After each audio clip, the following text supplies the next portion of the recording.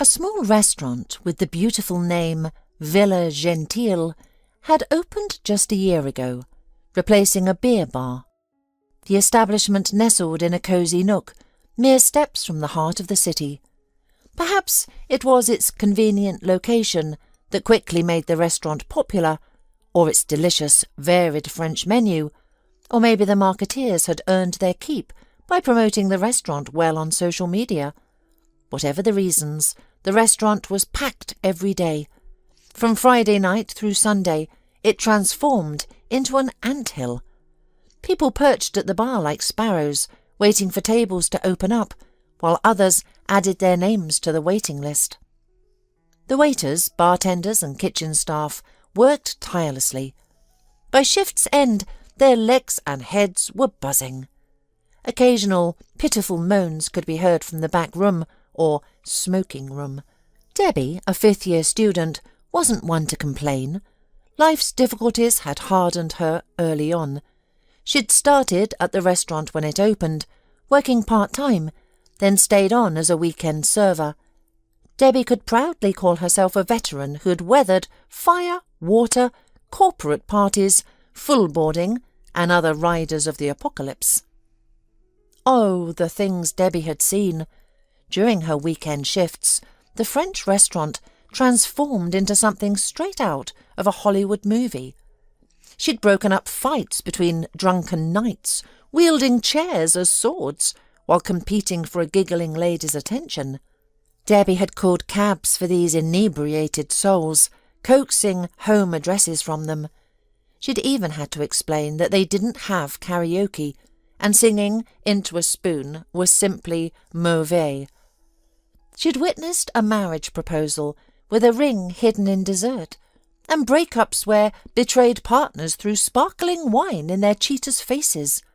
Debbie was always there with a napkin and the bill for that sparkling wine. Working at the restaurant was entertaining, if challenging, but this particular Friday night proved especially difficult for Debbie. Her mood soured in the dressing room. Running late for her shift, she rushed in and quickly changed into her uniform. Just as she pulled on her polo and tied her apron around her slim waist, her mother's text message arrived. It shouldn't have been a problem, but Charlene had never typically sent motherly messages. She never asked how her daughter was doing, whether she'd eaten her soup, worn a warm hat, how her studies were going, if she was working on her thesis, if she'd found a boyfriend, or even if she was alive. No, Charlene only surfaced to test her daughter's patience, usually asking for something, typically money. This time was no different. "Debbie, my daughter," Mum began sweetly, "would you be kind enough to help your mum put some money on my card? I need to pay utilities this month. I overspent and miscalculated." Debbie wanted to reply, "Leave me alone, you nasty scammer." Instead, she closed her eyes momentarily and took a deep breath. The calming technique might have worked if her stepfather's brazen, ugly smirking face hadn't appeared behind her closed eyelids, the man who drained her mother's money like a leech. Debbie decided to postpone her response. She turned off her phone and stuffed it into her bag. Smartphones weren't allowed in the dining room anyway.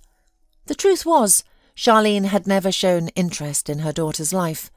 Their communication had always been dry, brief, and purely practical.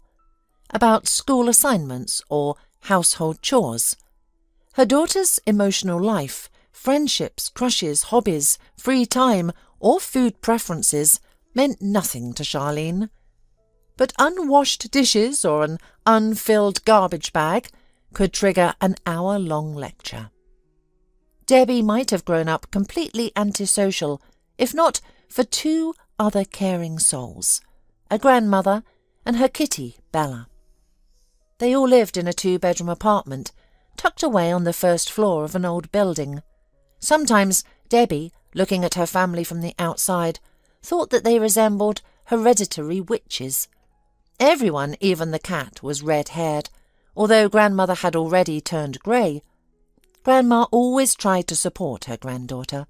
She took care of her, sincerely loved her. However, when Debbie turned 10, Grandmother was gone. It happened too sharply and suddenly. Debbie remembered how it had snowed the day before. The flakes were spinning outside the window in a waltz. Bella the cat was lying under the radiator. Grandma stood at the stove, deftly frying pancakes for breakfast. She flipped them with her fingers, and Debbie was shocked that Grandma didn't burn them. Then Grandma giggled as she taught Debbie how to braid beautiful, intricate braids. Debbie complained that the boys teased her for having such bright hair, and Grandma argued, "They just like you. Your grandfather used to pull my braids all the time, and then he confessed his love." She recalled her spouse with tenderness. Then one heart attack took and destroyed everything. Everything Debbie loved, her whole happy life. Debbie felt the loss of her grandmother deeply.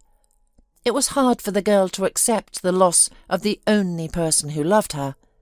Strangers, neighbours and friends of her grandmother came to their apartment, comforted Debbie, stroked her head. They said comforting words, but Mum didn't comfort her daughter at all. She was busy. Debbie also remembered the strange time after the funeral, her mother's words and actions that made no sense. At the memorial table, instead of remembering her mother fondly, Charlene complained to the guests about the funeral costs. "Mum didn't even leave a penny," she lamented. Though Debbie, even as a little girl, knew that Grandma always saved money, she was saving it for Debbie's studies, the old lady had said. However, Mum took everything into her hands. After only a week, Charlene threw the cat Bella out on the street. She had never liked the animal, but the apartment had belonged to Debbie's grandmother, so Bella had been untouchable until now. "I'm not going to clean up after her or feed her. That's another expense," Charlene declared. Winter was at its peak. Debbie, learning what her mother had done, left home and walked for hours in the street, sobbing in the cold, letting the wind beat against her wet cheeks. She called for the kitty until her throat was hoarse. But Bella didn't answer. A neighbour, noticing the child's condition, brought Debbie home. Mum fussed, mumbling something about Bella escaping on her own, and then, closing the door behind the neighbour, turned on her daughter. "Why are you embarrassing me? Go to your room," demanded the mother. Debbie obeyed. In the morning, she faced even more of her mother's wrath when the mercury thermometer showed almost 40 degrees. The search for the cat had taken its toll. Mum treated her daughter nothing like grandmother had. There was no love, no tenderness, no care. Time passed, and somehow Debbie knew that when the time came, her mother would throw her out, just like the red cat Bella. And so it happened. After school, Debbie entered linguistic college on a scholarship. Debbie had thought practically, knowing that language skills would always be valuable. She could become a tutor, teacher, translator, or work in tourism. By this time, Catherine had become independent. She saw her mother as merely a roommate, not a relative. The young girl took various part-time jobs because her mother gave her no spending money.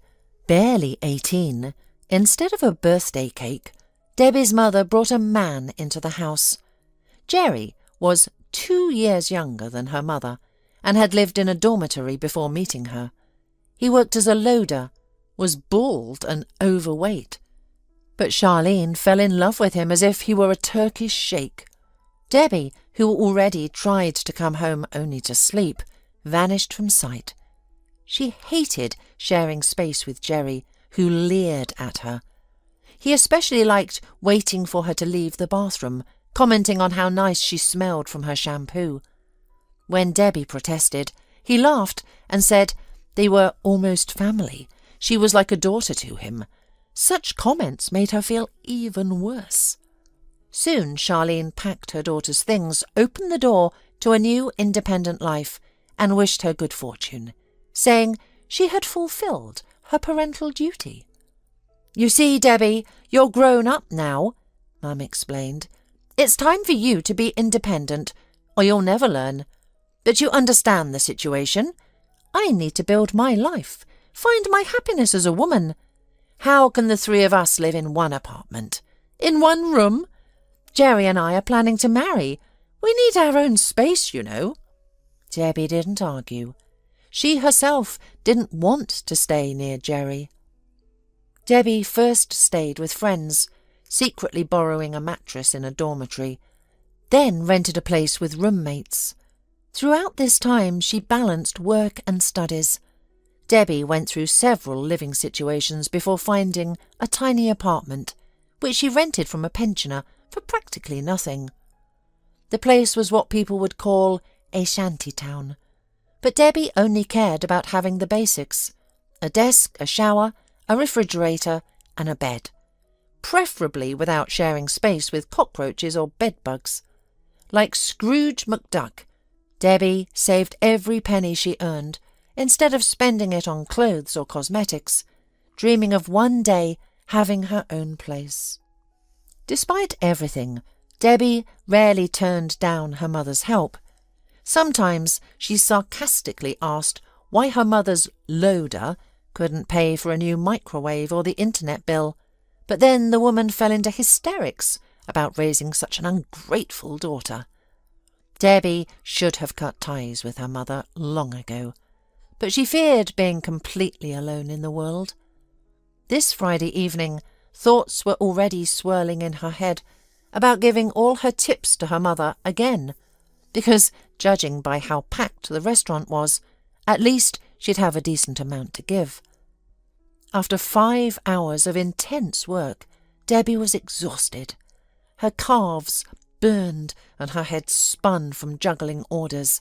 Yet she maintained her smile and gave each table proper attention, never discriminating between customers like some of her colleagues did. Take Sasha, for instance, an arrogant and mercantile waitress, who once asked Debbie to look after her table. "There's some lowlife there talking nonsense. I might lose my temper," she had fumed. "And don't expect a tip. Why do people like that even come to restaurants? They should stick to burgers." Debbie entered the dining hall expecting to find an unpleasant customer. She actually liked straightforward Sasha. Perhaps the guest had harassed her because of her stunning figure. Instead, she found a handsome young man by the window. Noticing Debbie, he shyly repeated his request. "I invited a girl to your restaurant. I really like her. I wanted to impress her since this place is popular with her friends." He blushed. "But my salary's been delayed, everything's gone wrong, and I'm on a tight budget. Could you help me plan the order in advance, to make it special, but still a surprise?" Unlike her colleague, Debbie was moved by his request, especially by his reddening ears and nervous napkin fidgeting. "Tell me what your girlfriend likes. We'll make your date beautiful." She smiled warmly. That evening, Debbie went above and beyond to ensure the young man's companion enjoyed everything. She asked the kitchen to present the dishes beautifully and even got the musicians to dedicate a song to them. Her efforts paid off. The girl gazed adoringly at her date and praised his choices. Debbie added, "Yes, your companion has excellent taste. He selected some of our finest dishes." The young man looked at her gratefully. As Sasha predicted, he couldn't leave a tip, but he crafted a rose from a napkin, and that made Debbie genuinely happy. The story didn't end there. The young man returned with the same girl later. They had tea and desserts, and afterward Debbie found a generous tip and another napkin rose. This evening, however, seemed cursed.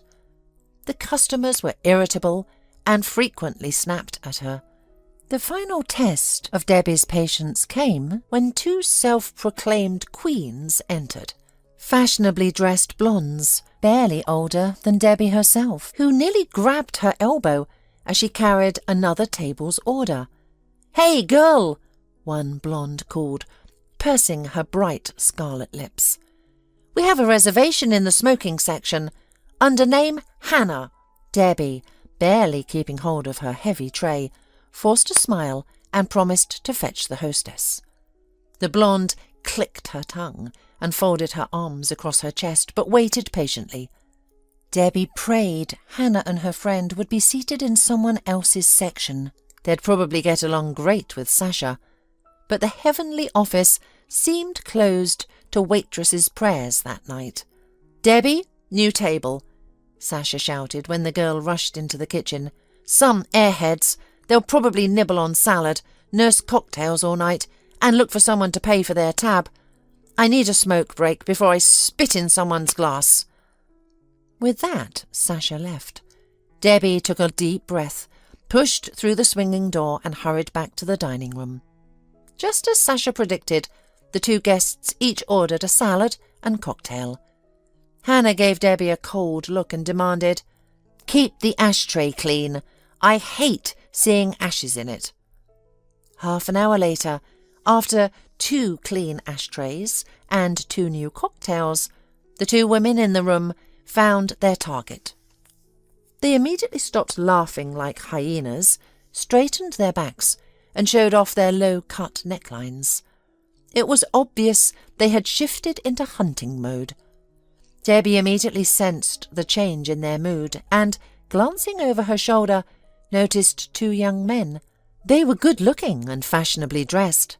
A blue-eyed brunette in a black turtleneck that emphasized his figure and dark jeans, and a brown-haired man in a jacket and pants. Debbie took their order for hookah, steaks, and drinks, not cheap ones. The choice of dishes impressed the blondes.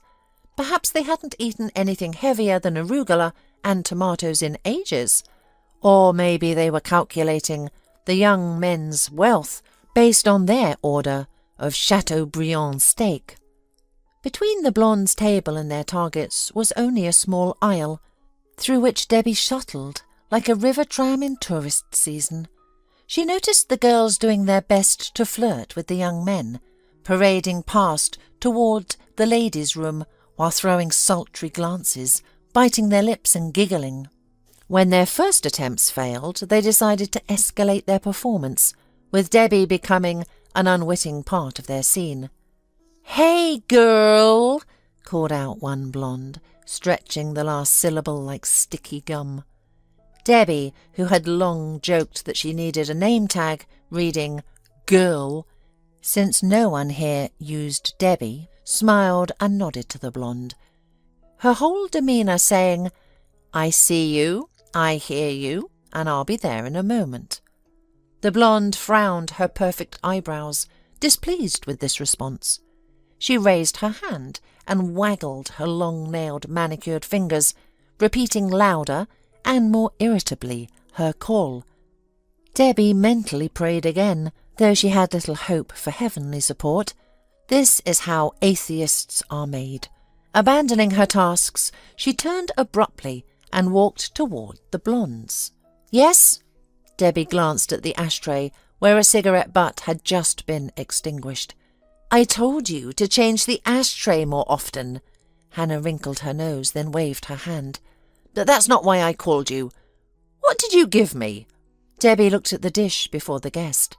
On a huge plate lay pink shrimp, atop a bed of mixed salad, arugula, cherry tomatoes, avocado slices, sun-dried tomatoes and capers. The salad came with a generous portion of grated parmesan that guests could add to taste. It looked appealing, though Debbie herself wasn't fond of such salads. To her, it looked like shrimp had simply tumbled onto some vegetables. Debbie, exhausted from work and study, preferred heartier food like hot soup and beefsteak. Still, female guests loved this salad, and the sauce was excellent. "This is the Marseille salad with grilled tiger shrimp," said Debbie. "Was something not to your liking?" "I didn't like any of it." The girl raised her voice, picking at the salad leaves with her fork. "It tastes awful. The greens are stale, the tomatoes are sour, and the dressing too. Just one bite made me sick. It made my cheeks tighten." Debbie maintained her composure, though she suspected the lady's face was tight from Botox rather than the salad. She explained that she couldn't remove the plate without the administrator's approval. "I'm sorry the dish didn't meet your expectations. Let me call the administrator so we can resolve this and make it right," she offered politely. "We can either replace the dish or remove it from your check." "No, you need to take it yourself. Don't hide behind professional phrases," the blonde demanded unexpectedly. "I want you to know what you're serving to guests." "Excuse me?" Debbie asked, not quite processing the request, her hands clasped behind her back. The blonde didn't repeat herself immediately. Instead, she took another drag from her cigarette, but rather than using the ashtray, she flicked the ash directly onto the plate. Grey flakes settled like snow on the arugula. Pretending not to notice what she'd done, the blonde pushed the plate across the table. "Here, taste what you're poisoning people with. I want you to realise what slop you're serving. You're the one who recommended this salad, but what else could I expect from a waitress's taste?" Hannah's friend giggled sycophantically. Hannah stared expectantly at her red-headed opponent. Something snapped inside Debbie then, like a switch flipping. She smiled at the insolent guest. "Please forgive me, but I've never tasted slop in my life. Therefore, I can't answer your question or judge whether this salad tastes like slop. Of course, I could call the administrator, another waitress, or the cook. However, I don't think any of our staff have experience with slop.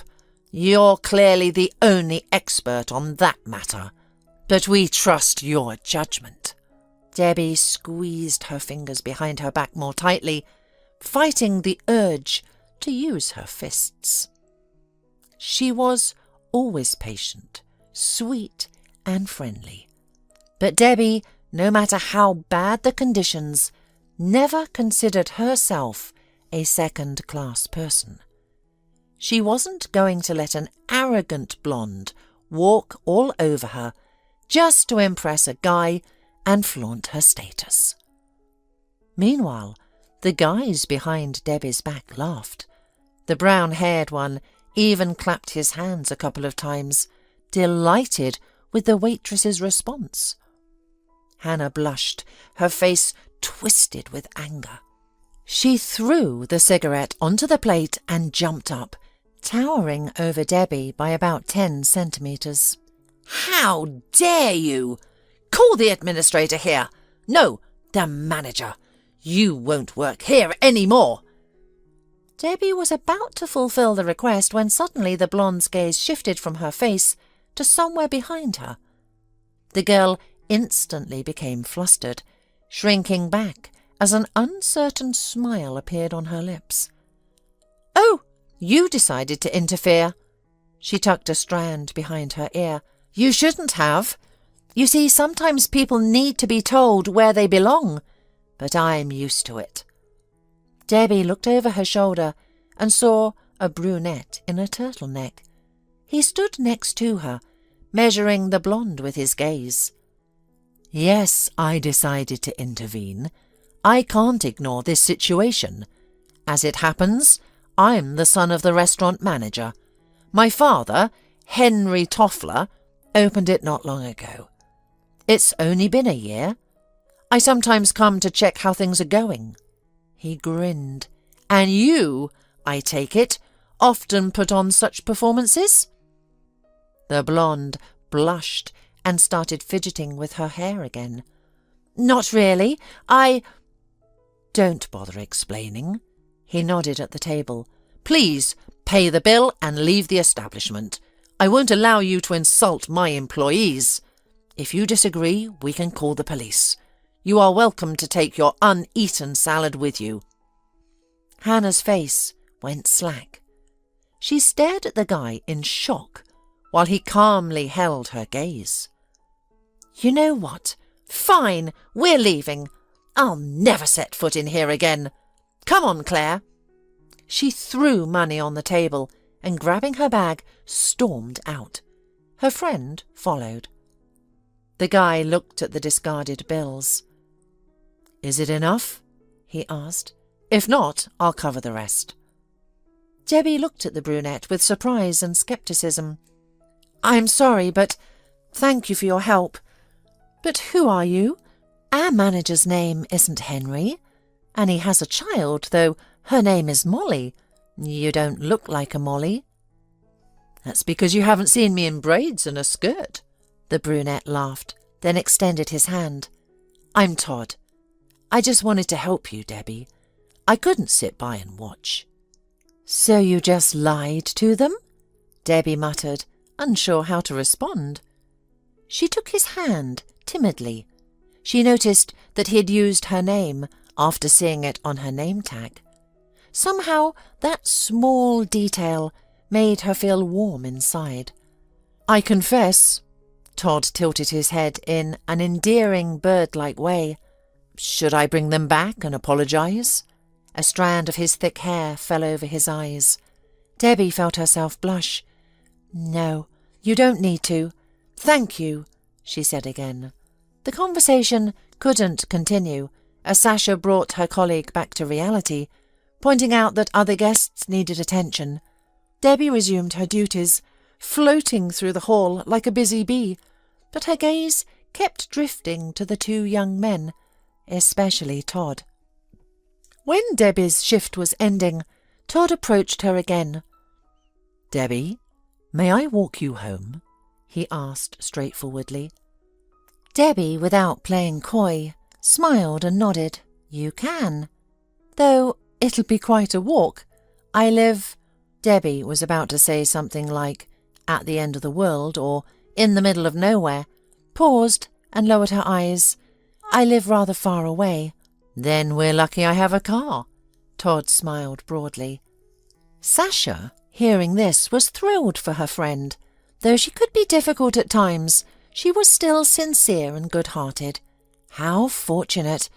I've noticed these guys before, even caught their eye. Such gentle and handsome men, she said, applying lipstick to Debbie's lips and spritzing her neck with expensive perfume. Just text me his license plate number, okay? And let him know I'll know exactly where to look if you don't show up for work. Thanks. Now I definitely feel lucky, Debbie laughed, waving her off. If you end up in his bed, text me too. You can write at night. Give me a live update, Sasha teased, giggling.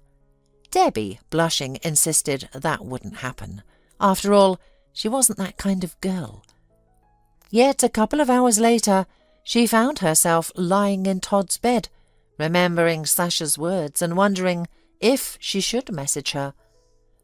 The story of how Debbie ended up in Todd's apartment wasn't romantic at all. When Todd drove Debbie home, she discovered strangers inside. Her belongings were packed in bags and left in the hallway. Debbie, I've been calling and calling, but you haven't answered. The landlady, who was still there despite the late hour, mumbled apologetically. I turned my phone off at work. I forgot to turn it back on. What's happening? Debbie demanded, staring at her modest possessions. My relatives have come to visit. I can't throw them out on the street. They're family. And there's a small child. They need their own space. But how can you throw me out? Debbie gasped. I paid you in advance. I'll return your money. I'm honest, I don't want to keep what isn't mine. The old woman reached into her stained robe pocket, pulled out crumpled bills, and thrust them at her bewildered tenant. Here, take it. We didn't have a contract, so I'm sorry. Check your things, but we've packed everything." Debbie knew she could make a scandal, but what was the use? She had been thrown out of the house like a dog, again. One could get used to it. "It's night time. Where do I go?" she asked dejectedly. "Here, sleep at your boyfriend's place," the old woman suggested, nodding behind Debbie's back. The girl had forgotten that Todd had decided to walk her to the door. She blushed deeply, imagining what he must think of her. However, the brunette simply shrugged his shoulders. "Let's go. I've got plenty of room." The guy grabbed her bags and carried them to the car. The dazed girl scrambled to follow. "No, what are you doing? You can't do that," she exhaled. "You can't spend the night on the street. The cops will pick you up. You'll get a hotel room behind bars with a view of a life of crime," he grinned, arranging the bags in the trunk. "Is this all your belongings?" "Uh-huh," Debbie nodded. "I'm kind of in favour of aestheticism." He snorted, slamming the trunk shut. "Well, Debbie, get in. Now you're going to see me off," Todd smiled. "And don't worry, things happen in life. My mother taught me to help whenever possible. She spent our whole childhood bringing home stray cats and dogs, caring for them, and finding them homes. I have the means to help you. There are 2 rooms in the apartment, and the bathroom locks from the inside. I can't lock your room, but you can move the closet if it makes you feel safer." Debbie hummed nervously, but meekly returned to the cosy interior of the foreign car. Until the last moment, she couldn't believe she had agreed to spend the night with a stranger. Was she expecting a catch? Perhaps, but there was none. Todd gave her clean linens so she wouldn't have to search for her own, showed her where she would sleep, and pointed out the bathroom and kitchen. "Help yourself to anything, don't be shy," Todd said. "I'm going to bed, okay?" Debbie didn't immediately realise that Todd had gone to sleep in the living room, giving her his bedroom. She thought she wouldn't be able to sleep a wink in someone else's bed, but Debbie was so exhausted that after her shower she fell asleep immediately. And in the morning, all hell broke loose. "Who are you? And what are you doing in my boyfriend's bed? Are you his mistress? And this, after I gave birth to his son and daughter?" Debbie's eyes flew open as she sat up abruptly, so quickly that stars danced before her eyes. When they cleared, she focused on a stately, gorgeous brunette woman in a classic suit, standing with arms crossed over her chest. "Oh, my God! I'm sorry, you've got it wrong," wailed a sleepy Debbie. "Todd was just helping me out. I had nowhere to sleep for the night. I had no choice, so I came to his place. He slept in the other room. Honestly." Debbie rambled excuses, alternately blushing and paling, not noticing that the girl before her was barely containing her laughter. Then the door opened, and a surprised Todd appeared, wearing a flowered apron. "Stacy, what are you doing here? I told you not to wake the guest." He frowned, brandishing a kitchen spatula. "Come on, I've always dreamed of playing the wronged wife," Stacy giggled, fixing her hair. She turned to the bewildered guest with a broad smile. "What do you think? Did I pull it off? I want to be an actress," she shared, climbing onto the bed without ceremony. "So far, you've only succeeded in giving me a headache," Todd muttered. "Debbie, don't mind her. Sorry about the theatrics. This is my little sister. We were supposed to meet later." "Hi, Debbie. Todd never brought girls home for breakfast before. Dinner, yes, but breakfast?" the sister prattled, teasing her brother.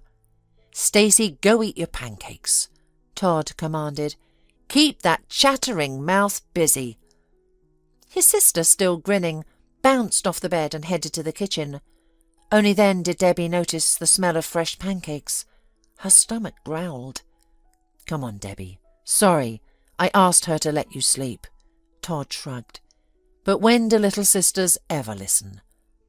"It's okay," Debbie replied softly, oddly shy about meeting her host's eyes.